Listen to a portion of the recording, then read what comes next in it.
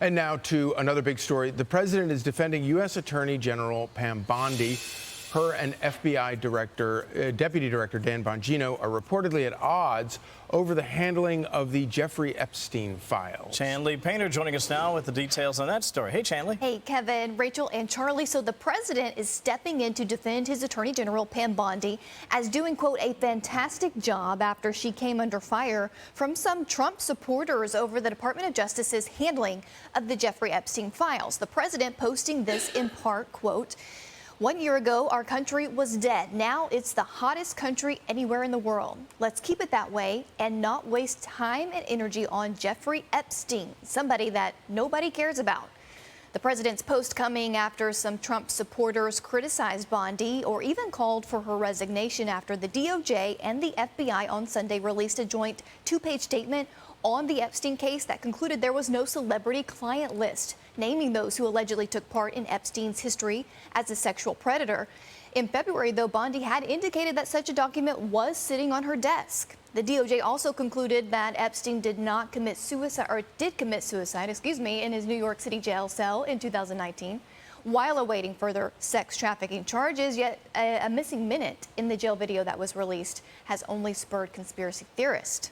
FBI Deputy Director Dan Bongino reportedly clashed with Bondi over her handling of the Epstein matter last week and has told confidants that he may actually resign if Bondi remains in her post. Guys, we shall see. Thank you, Chanley. Thanks, Chanley. You know, obviously there are lots and lots of questions that have been swirling about Jeffrey Epstein for a long time, for over 10 years, and the government's involvement in it.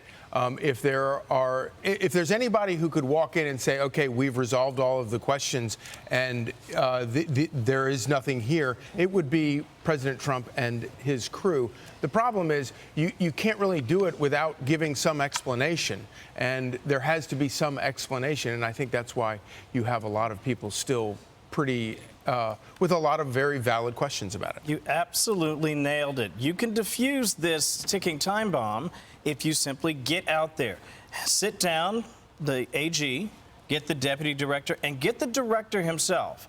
Put them in front of cameras, have them make a statement, and have them answer questions. We're only talking about 5 or 10 questions. But what this will do is, first of all, restores confidence. Number two, it answers some of the basics, especially the simple things like, you can't tell me that 1,000 people were hurt and that there are no people out there that we can arrest. You can't tell me that, oh, sorry, we don't have a list. Fine, don't have a list. Tell me who the perpetrators were. Let's depose every single person who might have had a chance to get on that list and might have been out there at that island, and let's talk to them. Let's find out what happened. You're telling me other videos out there in New Mexico and at the island and in New York, and nobody saw anything? I don't buy it, and that's why they need to get out there and face the fire. Doesn't have to be long. But you have to answer questions to the American people, because absent that, the story won't die, and that's a distraction the president doesn't want.